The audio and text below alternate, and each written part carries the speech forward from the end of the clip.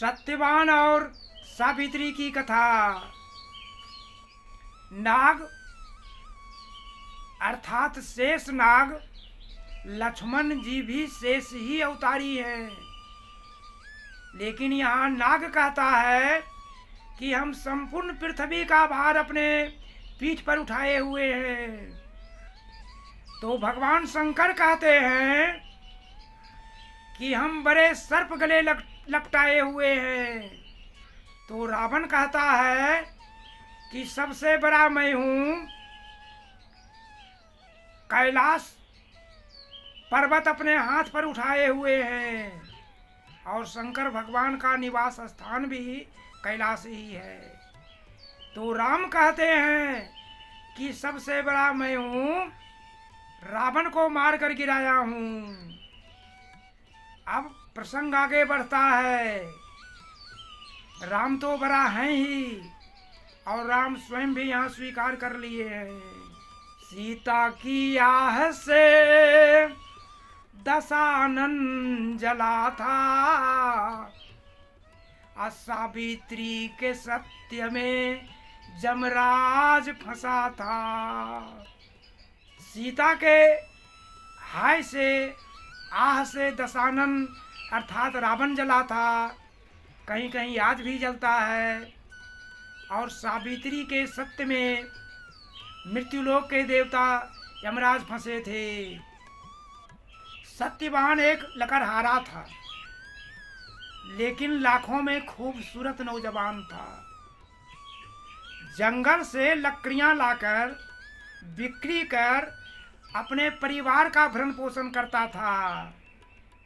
और सावित्री पार्वती के पूजन के लिए जंगल के मंदिरों में जाया करती थी।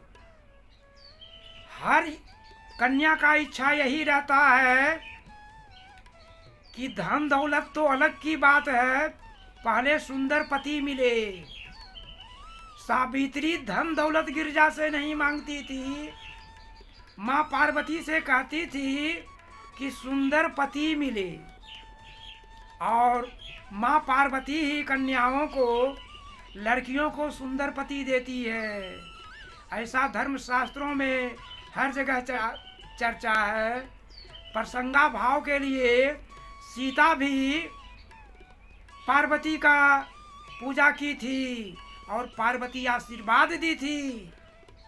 पार्वती बोली, हे सीता, मैं सत्य आशीष दे रहा हूँ कि आपका मनोकामना पूर्ण होगा।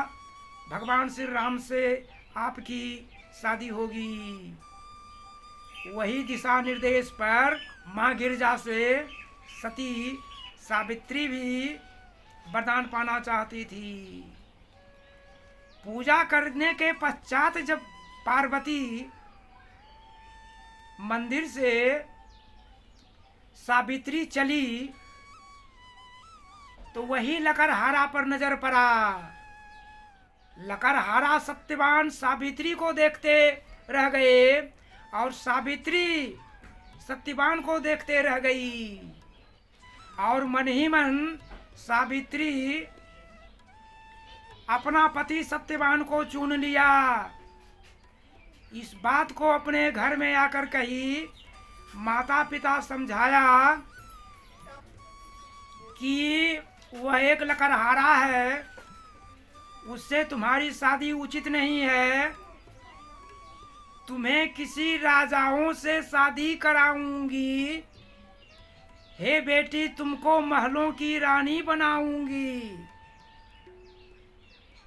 माँ कही, तुमको किसी राजकुमार से शादी कराऊंगी और महलों का रानी बनाऊंगी।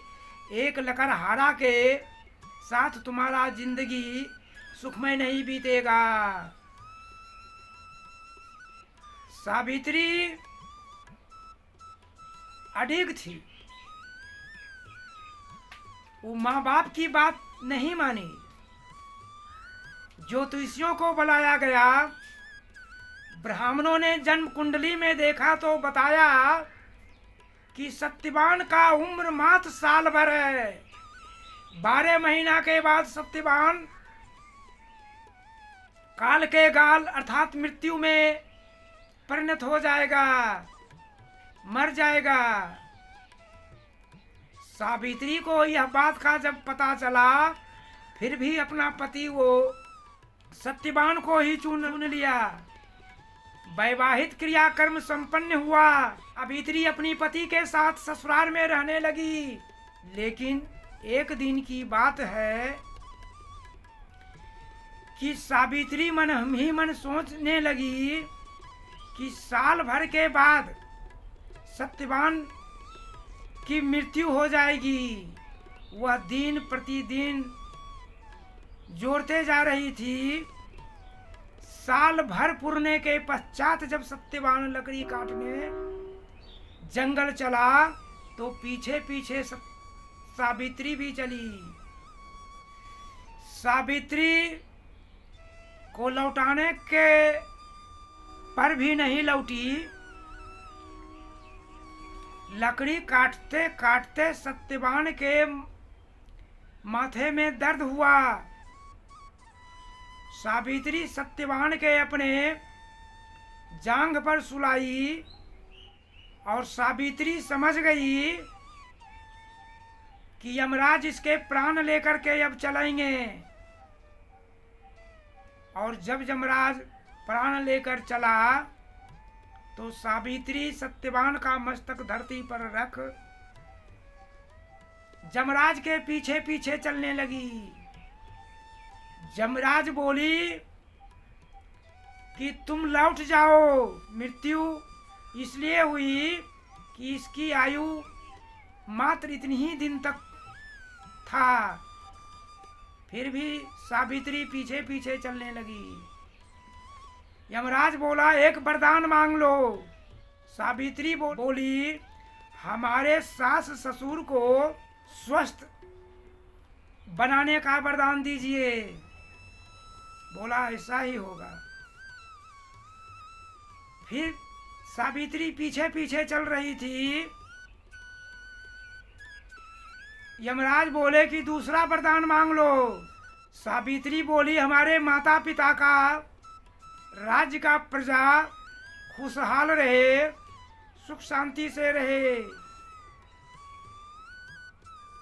यमराज बोला ऐसा ही होगा।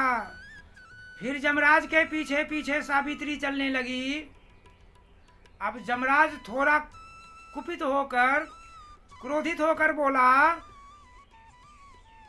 तुम अब लौट जाओ। लौटती क्यों नहीं हो? एक वरदान और मांग लो। तो सावित्री बोली हम पुत्रवती हो जाऊं। यमराज बोला ऐसा ही होगा। फिर यमराज के पीछे पीछे सावित्री चलने लगी। तब यमराज बोला कि अब लौटती क्यों नहीं हो? तब सावित्री बोली कि हमारे पति का प्राण लेकर आप जा रहे हैं तो पुत्र उत्पन्न होगा कैसे? यही था सावित्री के सत्य में यमराज फंसा था। अंततो गत्वा यमराज को सत्यवान का प्राण लौटाना पड़ा। फिर सावित्री जंगल आई और पति को जीवित देखी। फिर सत्यवान लकड़ी काटा और फिर नित्य प्रति दिन के अनुसार लकड़ी बेचकर अपना जीविकोपार्जन सुख शांति से करने लगा। यही है पतिव्रता धर्म का महिमा, जिसके अंतर्गत न केवल सावित्री बल्कि अनसुईया, अहिल्या, तारा, कुंती, द्रौपदी, मंदोदरी का नाम भी प्रचलित है।